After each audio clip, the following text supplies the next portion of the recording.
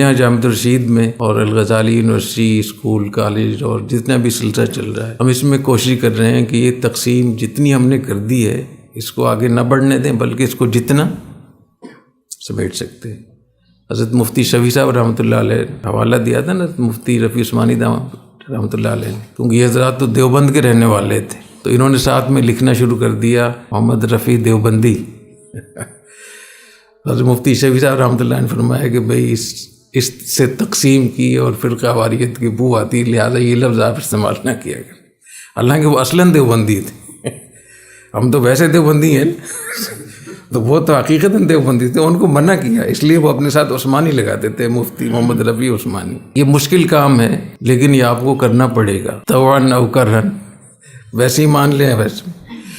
تو ہم نے یہ طے کیا ہے کہ ہمارا کسی بھی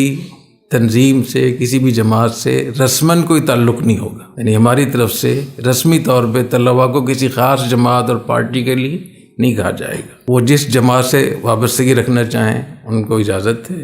یا اپنے تو وہ خود ذمہ دار ہیں، ہماری طرف سے کوئی ان کی رہنمائی کسی خاص جماعت کے لیے نہیں ہوگی۔ لیکن رسمی طور پہ جو ہم نے طے کیا ہے کہ ہمارے اسکول، ہمارے کالج، ہماری یونیورسٹیاں جو بن رہی ہیں اور جو بنے گی، اس میں رسمی طور پر ہم تبلیغی جماعت سے اپنے لوگوں کو جوڑیں گے، لازم نہیں کریں گے لیکن جو جڑنا، اس کا نظم ایسا بن جائے گا کہ جو جانا چاہتا ہے جماعت میں اس کے لیے آسانی ہو جائے گی۔